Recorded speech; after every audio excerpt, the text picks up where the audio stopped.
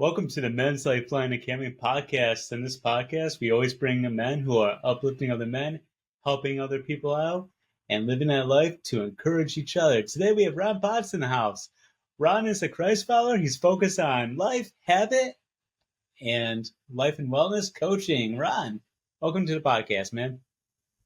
Thanks for having me. I'm glad to be here. Yeah, well, I just see how much you're encouraging others to live a fruitful life, a life that's spent on helping each other. And hey, that's what this podcast is all about, bringing cool people on the podcast, people who have never done podcasts before, and people who just want to share their stories. So, Ron, why don't you tell us a little bit about yourself? Well, by day, I'm a carpenter and a general carpenter, but I do Bible teaching and I do a little bit of preaching, but I've recently, over the last year or so, started doing coaching, men's coaching. I lead men's ministry at my church. I believe in a life centered around Christ and habit formation and fitness. That's awesome. So, what made the transition of being a carpenter and teaching and the ministry to now wanting to be a men's coach? Really, what inspired me to be a men's coach is, well, I felt like the Lord called me to do men's ministry, particularly, and I started leading that at our church. And what inspired me to be a coach, though, was I received some good coaching, and so whenever I did, I felt like that was what God was really calling me to do, was to coach and to train up men to be real Christian men. So, what goes into that of trying to coach men in the walk with Christ? Like, what do you kind of tend to really focus more on? What do you see that men really need help in? Well, I'm a Bible teacher at heart, so I use the Bible in that way. And a Christian is going to believe in the Bible, so I use a lot of things from the Bible to guide my teachings. And it's not just from the Bible, though. I do use a lot of self-improvement methodologies, but I see it in a way through a biblical lens, as you could say. And I see that one of the things, I'm a Protestant Christian, and one thing I see in a lot of Protestants is we tend to lack a lot of Christian practices. And that's where the habit formation comes from. I want to teach Christian practices, these practices that help you increase your closeness with the Lord and putting the teachings of the Lord into practice in your life. So, what kind of habit formation do you use? Like, do you focus more on like thought process? Do you focus more on like taking small steps? Like, where is your kind of foundation? Well, the program that I actually made, it's a 90-day program. Okay. But the first 4 weeks, I call it dig deep, plant seeds. The first 4 weeks are about reflection. It's the people who I'm coaching, of course, they've tried to change their lives. They tried to affect their lives, and maybe they've made some steps, but they keep falling off, and the guy who's done 75 hard 5 times, right? And so my approach the first 4 weeks, we're trying to figure out what it is within us that causes the inconsistency, that causes us to self-destruct or to sabotage ourselves. So it's a reflective, the first 4 weeks is about reflection.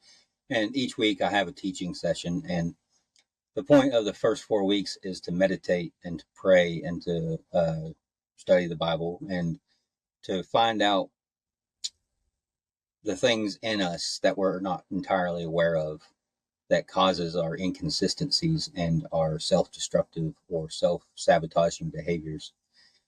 So I start with reflection, and a big foundation of my program is journaling. And I have a structured journal setup. And the point is to, for one, you journal gratitude every day, because gratitude is the necessary soil of the heart for teaching, especially from the Lord. Mm-hmm.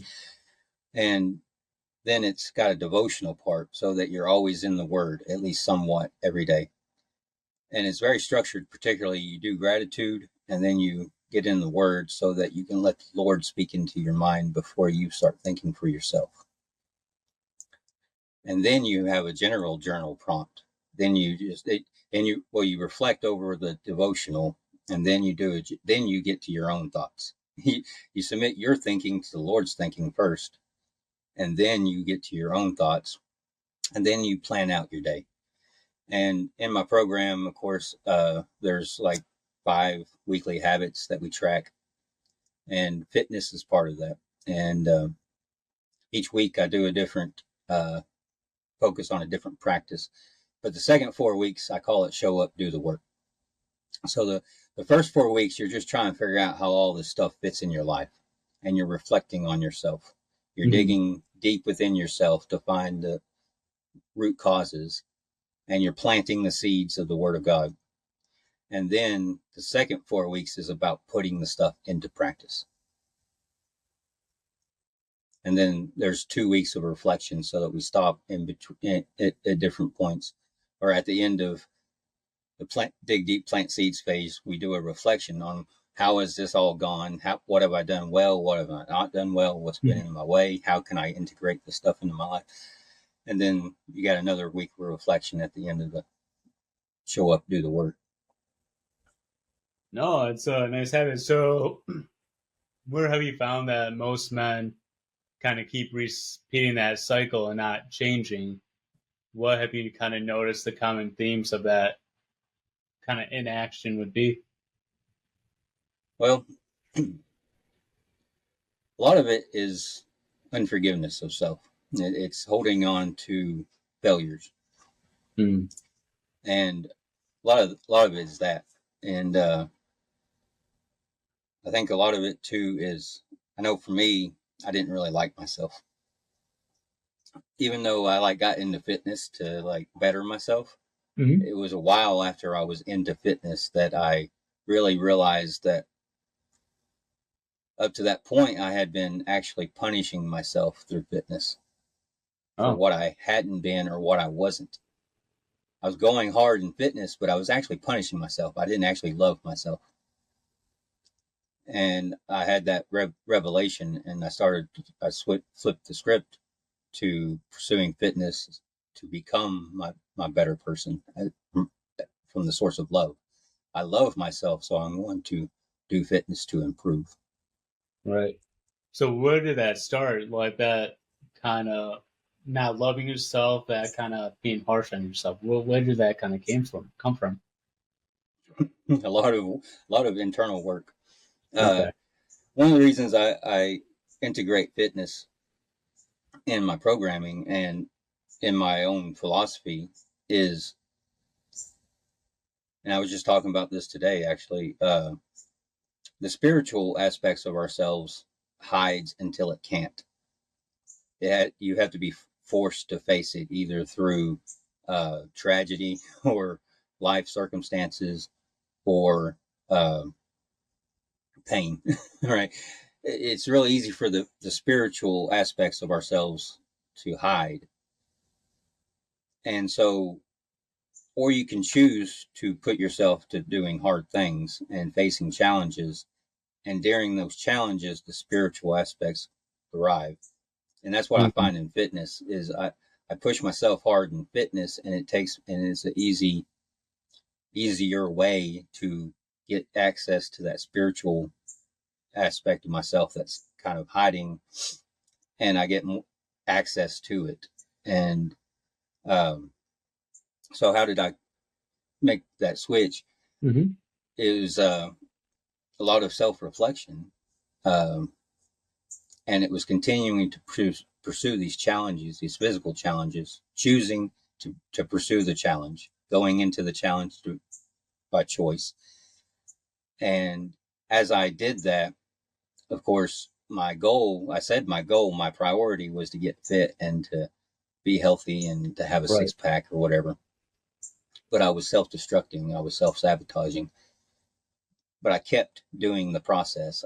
I stayed in the process, and kept as I kept doing the challenges, I kept finding access to these spiritual truths that were hiding from me, or I was hiding from myself, and was able to face the things that was causing those things. So what was that like to go from that inaction, not, allowing that part of that spiritual self not to really come out, to now doing the work to address it through that reflection, since that's the first stage of your program? Mm-hmm. I'm sorry, what was the question again? So basically, what was that like to actually begin to face yourself and to really Mm-hmm. expose yourself through that reflection, through that mindfulness of who you are? Well, the biggest part was I was running a half marathon Mm-hmm. whenever that I had that revelation that I was punishing myself instead of pursuing love of myself. Right. And I was running a half marathon, 13.1 miles, and I'm hooked up with a group of fitness and Christians, and I've got a coach, because all good coaches have a coach. Amen. But I was going to do a half marathon, and it was going poorly. I was really slow. I wasn't doing well, and as I was running it, I decided, well, I'll just take a break, and because I was just out running, right? I wasn't doing a race. There was no crowd cheering me on. There was no trophy at the end. There was no one who was going to give me a high five at the end of the race. And those things occurred to me. I was about halfway through it, and I'm like, I thought of that. There's no crowd cheering me on. There's no high fives. There's no trophy. No one's going to give me a high five whenever I'm done. So why am I doing this? This hurts. I'm not doing well. Why am I putting myself through this? And at that moment, I had that revelation that I had been punishing myself. And right now, since I was doing poorly in this challenge that I had set forth for myself, I was punishing myself. So I decided, well, I'll just finish this however I finish it, because I'm doing it to love myself, to better myself, to be a better me. And it completely changed everything for me. Particularly, it changed my self-destructive, or my self-sabotage. It wasn't so much destructive as it was sabotaging.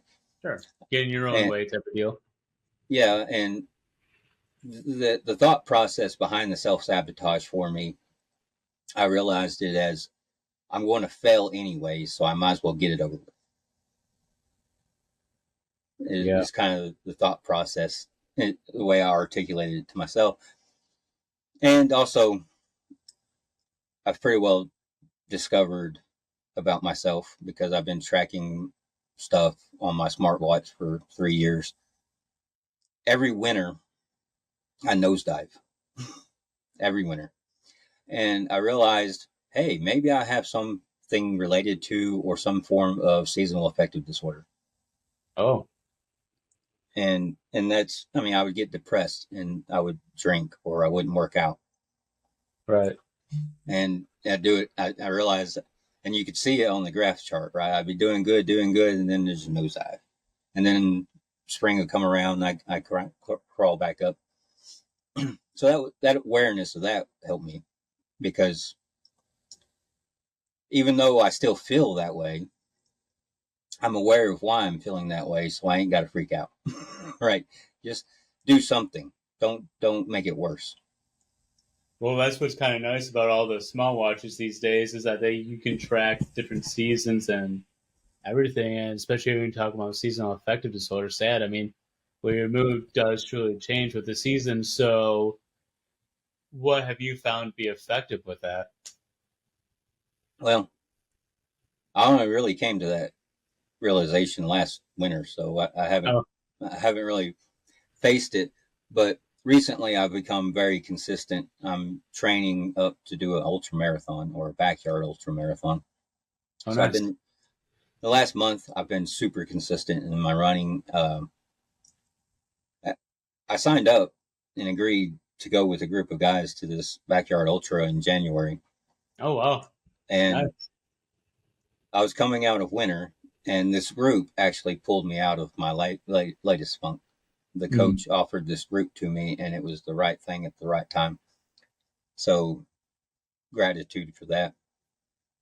Uh, we need community. I just there's no two ways about that. Especially men, especially in the way our society is structured for men right now. There's just not a whole lot of male community. So if you can't find it in person, find it online. It helps. But whenever I signed up for it, I actually couldn't even run. Uh, I can maybe get a quarter mile, but doing so was an exercise in excruciating pain, and it took far longer than it should have for me to realize I was actually injured. My lower Oh, legs, my lower legs were injured, weak, oh, jeez. but I was too stubborn headed to admit that. Ah, But uh, anyways, so I signed up for, and I agree with the group. I go at least 31 miles, but I can't even run. So anyways, I finally started doing rehab especially when I realized I was uh, injured, mm-hmm. and then I started being consistent. Certainly, as the time started shortening, uh, but now I'm over that, and I tell you, that was a valley. That was a very deep valley because, like I said, running was nothing but pain for me. It was an enduring pain. I, Well, yeah, I, especially if you have an injury and then you're running on top of the injury, not yeah, allowing the body to rest and heal. Oh, man, it's tough. and and but I had to say that this time really, and I preached on this, gave a sermon on this not too long ago, and I wrote a Substack off of that. But life is hills and valleys. We have Mm-hmm. mountaintop experiences and we have valleys. And what's interesting about that, if you look at a mountaintop, nothing grows up there on a mountaintop. Growth only happens in the valley, and so too with our spiritual life. The and I just got to thinking about it is we always love the mountaintop experience. We crave that. That's the reward, right? Right. And what I realized though is the only way you get to the mountaintop is being faithful in the valley, faithful through the valley. That's how you get to the mountaintop. And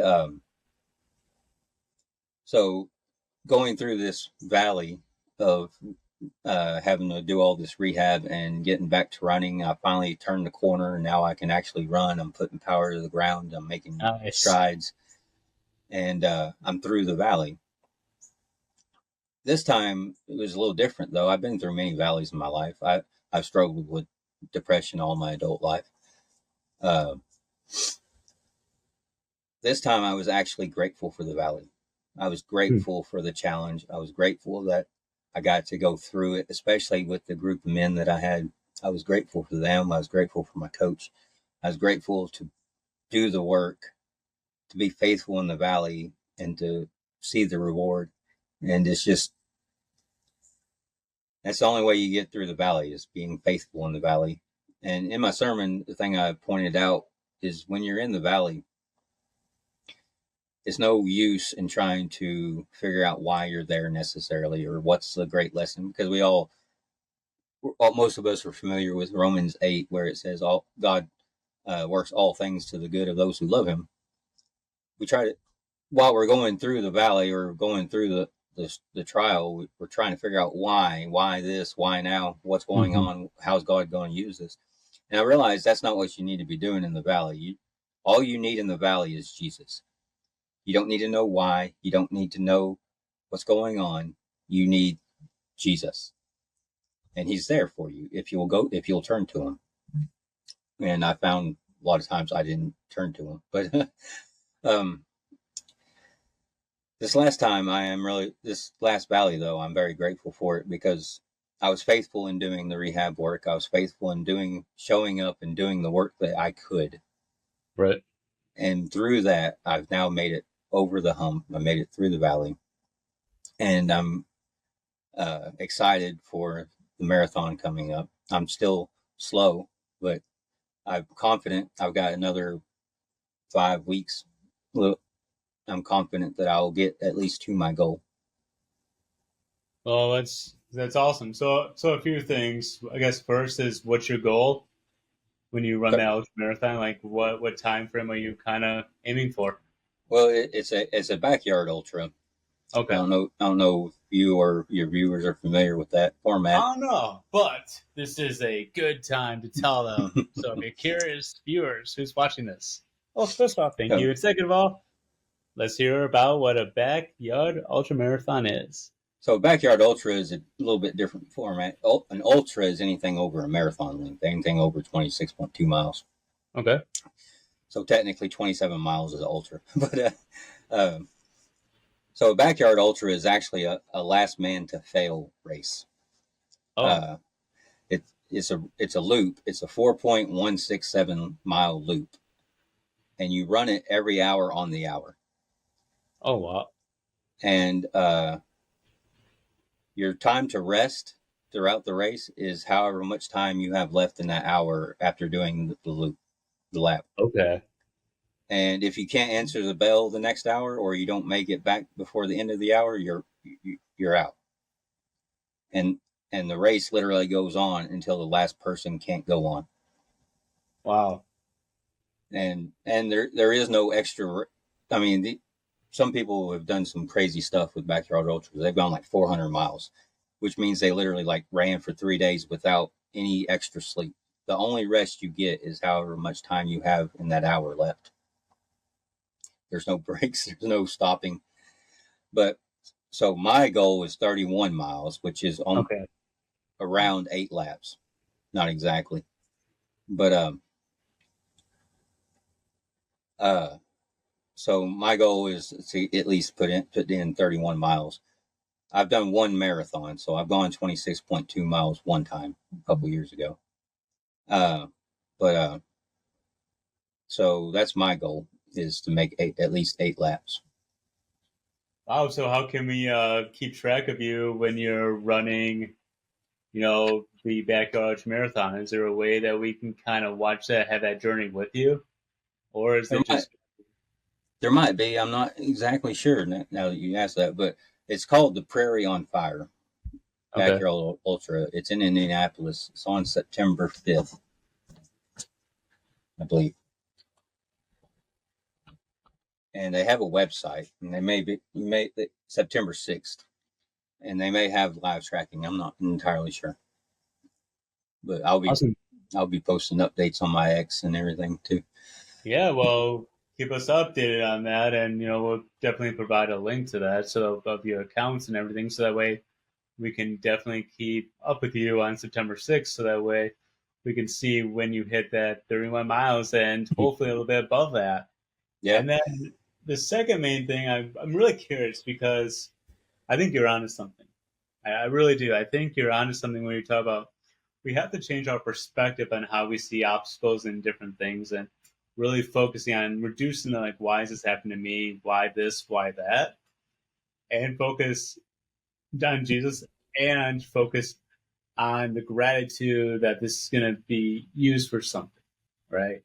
Have that gratitude. Yeah. So I'm always inspired and always curious about how does one have gratitude when they're going through some struggles and they're going through some hard stuff. Because when we're talking about valleys, when we're talking about hardships and trials, they're tough, right? They're meant to test your character, and they're meant to test who you are as a person. So I'm really curious, how'd you develop that mindset? Just like, I'm going to focus on gratitude, because I know that's your entire journal, but that's focused on, right? It's focused on, the day, it's focused on God's word, and then some gratitude, and then like the prompt. So I'm really focused on, like, how do you have gratitude when you're going through all that pain and suffering, especially as you alluded to earlier about struggling with SAD, seasonal affective disorder, and depression all of your adult life? Because when you're feeling depressed, I mean, that's like feeling like ice cold body, feeling down in the beyond down in the dumps, Mhm. to put it lightly, and to really just get out of bed can be a struggle. So how do you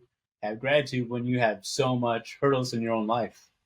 Well, my my experience with depression is, and my struggle with depression I realized has always come down to my thinking. It is my Mm. cycle of thinking. It kind of spirals out of control on me.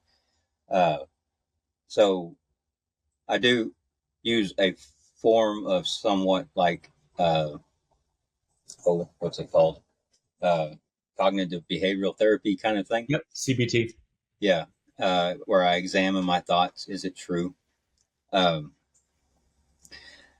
So, but that's my personal experience with depression. And what I found with depression, particularly, especially this last valley, and this was something I mentioned in my sermon, is depression tends to be self-focused. It's looking inward. It's not looking outward. Mm-hmm. And so, and that's what happens to me. Every time I get depressed, I'm always looking so deeply inside. I can't do. Nobody cares. Nobody sees me. And what I have found an effective way to counter that particular line of thinking is to serve others. And Mm. what's interesting about Christianity is it's fundamentally other focused because your faith is in Christ, not yourself. So it's fundamentally other focused. Mm-hmm. And as Jesus himself says, the Son of Man didn't come to be served, but to serve. And so fundamentally, Christianity is other focused. Not only is it other focused on God, but it's other focused on people. So that's very helpful in that regard. And how do you find gratitude? And this is something that I've been thinking of recently too. Is one of the things about suffering is whenever you suffer, if you struggle with certain sins or depression, even in my experience, uh, you're trying to find you're trying to find comfort, right? While you're through in the suffering. And it's kind of funny because a lot of coaches or, alpha males will say, get comfortable in the uncomfortable. And that's actually wrong thinking, in my view, because that's what an addiction is you're trying to be comfortable in the uncomfortable. You're trying to find comfort Mm-hmm. in the discomfort. The way Correct. you handle that, though, is to find gratitude, to find peace, to find contentment in the suffering. Mm. That's how you face the suffering. That's the only way to actually face the suffering well. Uh, so, how do you find gratitude? Well, uh, it's not easy. But one prompt that I heard someone say one time, and I thought it was powerful, was if you only woke up tomorrow with the things that you thank God for today, what would you have? Oh, that's an interesting question. Yeah, what would Huh. you have left? Um, So, and the power of, I just have a person write down 3 things they're grateful for. They don't have to be great and grand. Sometimes I wrote down, I'm grateful for this cup of coffee. Sometimes I wrote the deepest gratitude, but uh, you get better at being grateful by practicing it, just like anything else. Right. Uh, and it changes your perspective. No, that's awesome. I really like how you said that. Change your perspective, focus on gratitude, right? 3 things. There's just something about, it's a very common thing people say. It's like find 3 things that you're grateful for. And so, especially if your mind can be more drawn towards negatives, and a lot of data and science does prove that we all drawn to Mm-hmm. more negativity. Mm-hmm. And so, the one thing that's been always been found to counteract that is that gratitude, and that could be, man, I'm so grateful. I got this hot, fresh of coffee. Oh my gosh, it's hot, it's fresh, it's tasty. Mm-hmm.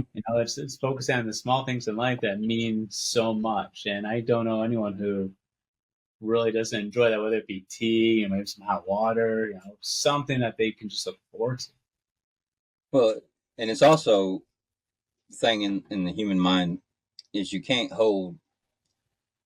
actively hold uh, opposing thoughts. You can experience cognitive dissonance Yeah. like unconsciously, but you can't actively hold to opposing thoughts. Like it's impossible. So you can't like say I'm grateful and be negative. Well, actively.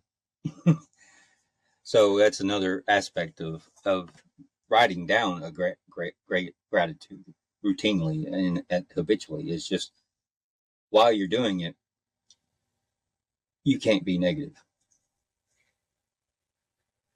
And the men that you coach, how is this like transform their lives when they go from more like that kind of self hatred, that self like that really harsh on themselves to practicing the reflection and then the put into action with that gratitude? What have you noticed about the men that you've been able to lead? Well, one big thing I think I've noticed is their faith is more alive. Okay. It's more real to them. And one of the lines I use a lot is, "If you will get real with God, He will become real to you." Hmm. Because a lot of times we have these things like, "I feel this way, but I shouldn't say that to God. I can't say Okay. that to God," right? But if you know, That's, if you're feeling, if you're read Psalms, there's some pretty harsh feelings expressed in the Psalms, right? Um, like you're not supposed to say, like we have this idea, like I'm not supposed to doubt, so I can't tell God I'm doubting, but that's what you have to do. Or you're anxious, or you're worried about money, or whatever it is. mhm. But if you will get real with God, if you will unencumber yourself with from editing yourself by what you should say to Him, God will become real to you. So that's an interesting thought. As a men's, and especially being in the ministry and teaching sermons, where does that come from when people are like, I can't tell God this. Like I can't say this. It's taboo. It's if I say this, I'm a horrible person for even having doubts or anything, and I have to kind of conceal that. Where have you found that people have developed that kind of thought process? Well, I think um, it's pretty common. Like you don't want to, you want to fit in, right? And you want to be a good Christian or expectations. And I actually have a point about gratitude that is essential, but I don't want to stick with this for now, for the Yeah, moment. But I don't know exactly. I think some people I think for some people they've grown up in church and they've been told don't do this so mm, much that that's the way they are, or that's the way they think. And I think like I didn't grow up as a Christian. I went to church until I was about 11 or 12 ish, mhm. off and on, not very routinely, which is just something we kind of did because I grew up in the South. And so whenever I converted, can you hear that dog? Yeah, that, Hold on a second. that's all right.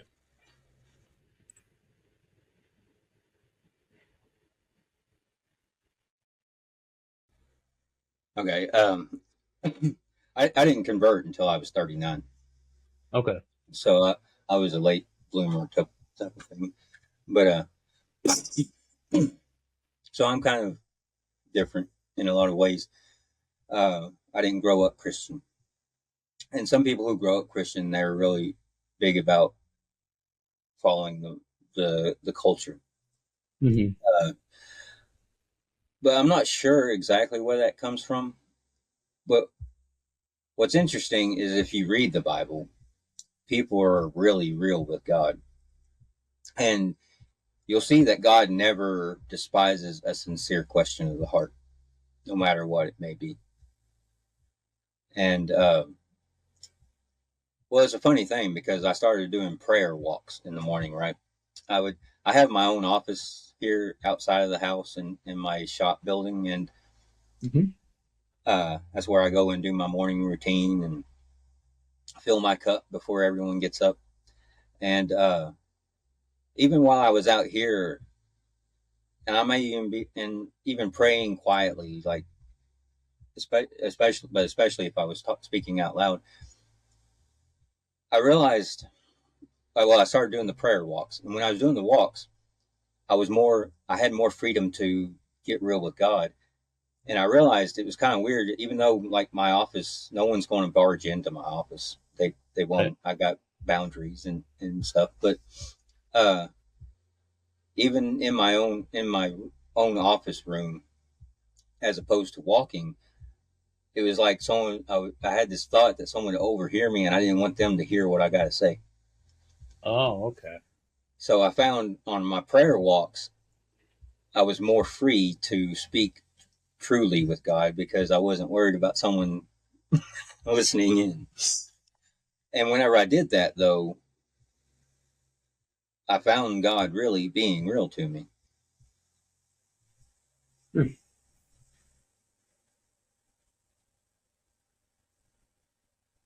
No, that's awesome, especially if you feel that freedom to actually kind of reveal yourself of who you are and some of those doubts, and especially if there's some type of hesitancy that someone's going to overhear, especially depending on the volume, echoes, and just how Well, sound travels, whether it's well, intentional or not.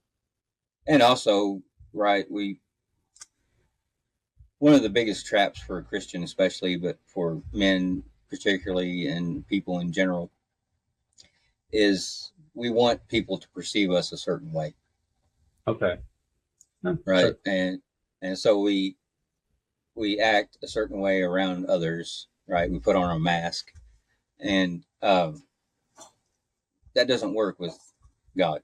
Like he sees the heart. He already knows, but it's not for his sake that we get honest with him. It's for our sake that we get honest with him. Yeah. So how long have you been doing those prayer walks for?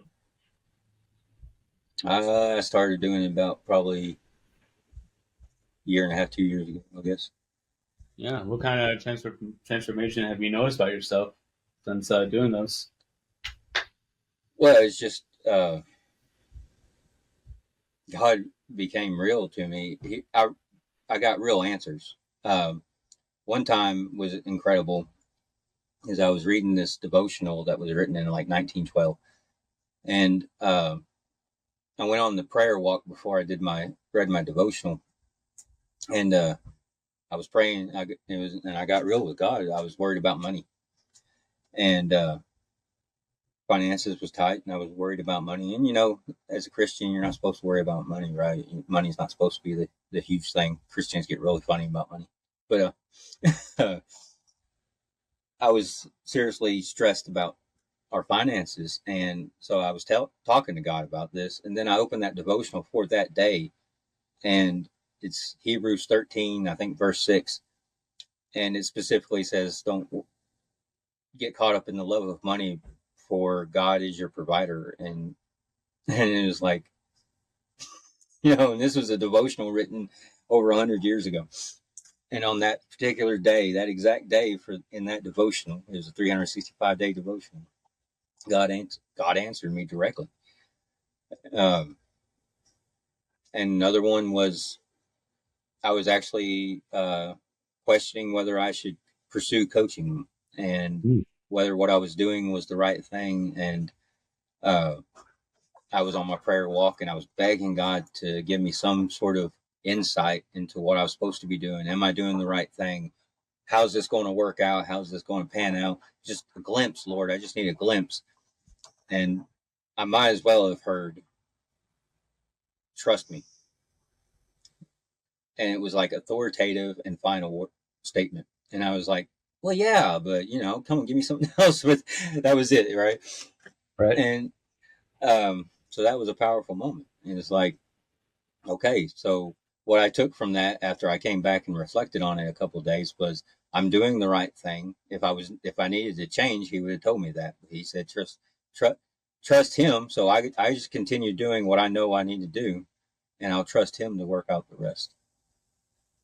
So, since doing coaching a year and a half ago, how many men have you been able to coach? And do you primarily focus online or like in person?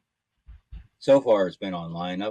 I've had 6 so far that Nice. I've coached with. Year and a half, 6 people? Yeah, Good start. I did.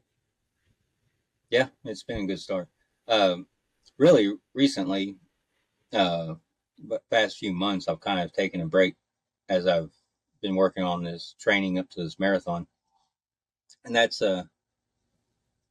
for mine and my clients' benefits, because I needed to realign. I needed to remember why I was doing it in the first place. No, that's always important. Going back to that why, that Simon Sinek when he talks about find your why, have your purpose.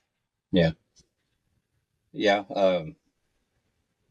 So, but my program is mainly developed as a group thing, group Okay. online thing, but Oh, okay. you can run through it. A person could run through it by themselves, or I could coach them one-on-one with it. I like the group thing because going community, like I say, what I have found in my own personal experience with coaching is you can absolutely change the direction of your life in a 3-month program. You can absolutely completely change the direction of your life. But the magic of coaching really comes from a year or more of working with a group of people or a coach, Right. because you can change the direction in 90 days, but sustaining it from there is a whole different challenge. Yeah, that's true. That's the hard part about it, is that consistency and sustainability. So it's kind of cool that you have everything kind of like in a journal format, so that way you can, if you always write, you're always into it, then that's going to kind of help you develop that consistency. Then just becomes that routine part of your life, and that's awesome to hear that. And how much that you do group coaching. So how do people find you? Do people like check you on X? Do you have your own website? Like what's like how do people like find you? I'm main area is X. I have a Substack uh, called Son of Encouragement, Oh, nice. because and the story behind that is like I said, I've struggled with depression my whole adult life, and which means I've struggled with discouragement. Mm-hmm. And the Lord told me one day, basically, I'm changing your name to Barnabas because you've been so discouraged that you can encourage others, which Barnabas means son of encouragement. Mm, that's And cool. that's what I have found too, is your greatest pains becomes your greatest ministry, because Oh, you can guarantee someone out there has pains that you dealt with and need the wisdom that you've gained from it. I think that's a very good point to make, especially with one who struggles with depression, because most people who have depression, they feel completely alone. They feel like no one else understands their pain. No one's willing to take time to understand their pain, and don't know that they're the only ones suffering. Even though may Mm-hmm. not be the reality, that's the reality for them at that time. Yeah, that's how they feel, at least, and that's Yeah. true, right? Oh, That is yeah. their feeling. And That's so the it's thing also about that's the thing good. about feelings, though, is it's not so much whether they're true or false. It is what you feel. Right, exactly. And so it's learning to kind of tell your story. We can resonate with someone and help someone else who's in your shoes. So have you been able to help not just but men who maybe have a little bit more depression? Because I know with men in mental health, it doesn't get talked about as much. It's getting a little bit more now, especially with a handful of years ago, Michael Phelps came out and said he has some form of depression. And then you hear all the stars and the athletes having some of their own. I know Terry Crew just came out and said his own battle struggle with his own challenges. I know that just came out. So, Well, I've had many people. Like I have given sermons and I teach Bible study, but I'm not ordained or anything. But I have had many people, quite a few people, that when I give sermons or they read my stuff or we talk, I've had many people respond very positively. They're like, I just didn't think I could say that I felt that way. okay. And kind of the thing of like being honest with God. It's like people, the thing that Jesus has done for me is I can't not speak, right? I can't keep it hidden. And he just doesn't let me. And so I say things that people don't think they can say, and it resonates with them. And so it has helped many people. And um, but depression is a hard thing, and it is. You think you're alone. You think nobody's experienced what you're experiencing, and as far as each Christian is called to be a minister, whether you're ordained or not.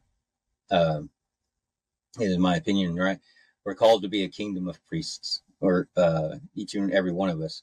And as a priest, but fundamentally speaking, is you're representing God to people and people to God. Mm-hmm. You're the bridge between God and people. And so we all have some form of ministry. And what I have found, though, is what God does so powerfully is he takes your greatest pain. And if you turn that into a ministry, as like my depression, and I take it and help others who are depressed, I'm trying to bless them, and I do, but it blesses me at least as much. Especially like one of the things with depression I found is you don't feel like you matter, Mm-hmm. Right. or nobody cares, right? You don't matter to nobody. Mm-hmm. Um, if you help somebody, I can guarantee you matter to one person. It's true. I mean, it's very good because one way to also look at it is that one is always greater than zero. Yeah, that's a good point. And you know, the Bible says all of heaven rejoices that when one soul is saved. That's true. But that was a question you had asked earlier. My main approach to the whole thing is start small, win big. Is my tagline on it. Start Uh, small, win big. I like it. yeah, because how did I get into fitness? I I've been an active person my whole life. I've done physical jobs most of my life, um, but and I've always kind of flirted with fitness. I do it for a little bit and then I quit. Um, how did I get into fitness? Is I just had a program, and it wasn't even a full program. It was actually a shoulder program, and it was just 2 workouts. Hmm. And so I told myself I'd do 2 workouts a week, and I did that for 5 weeks and got it set in stone. I built the habit of 2 workouts for over 5 weeks is what it took. Then I just added one more.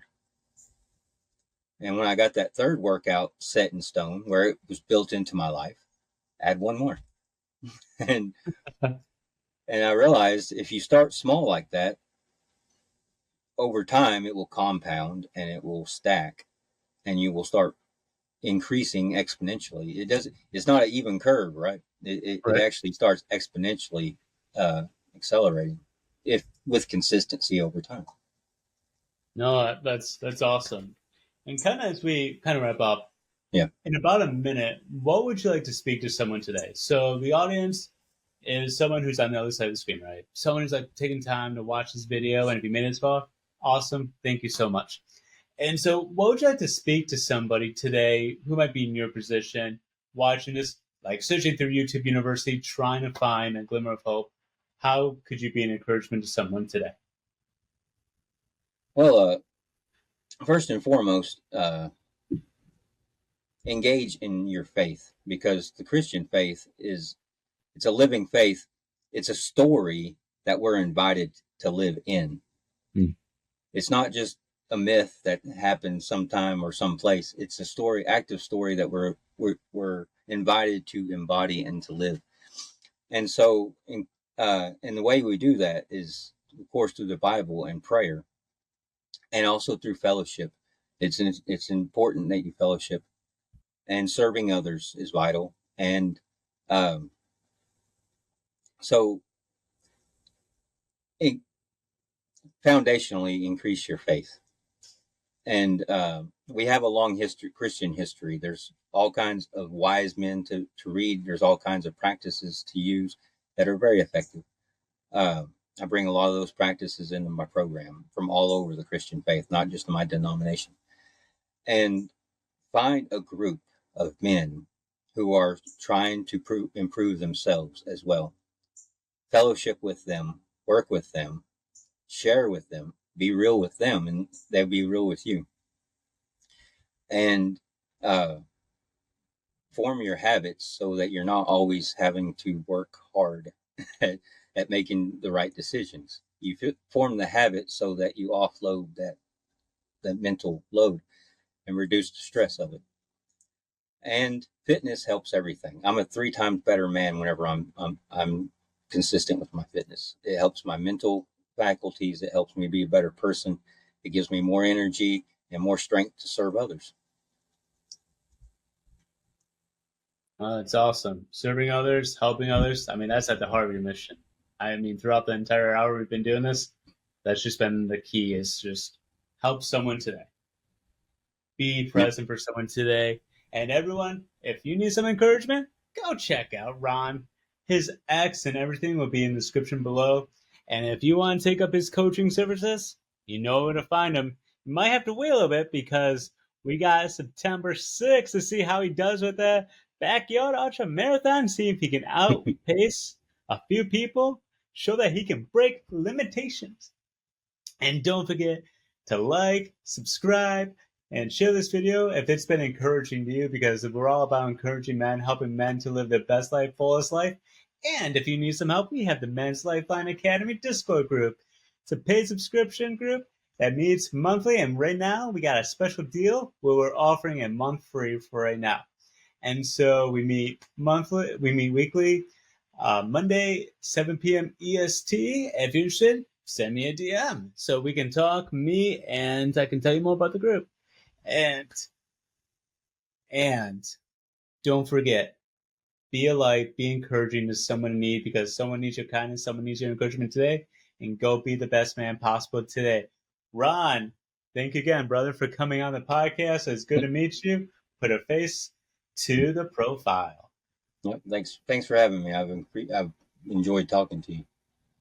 And I enjoyed talking to you, and I know this won't be the last. So until next time, have a blessed day, man. Thank you.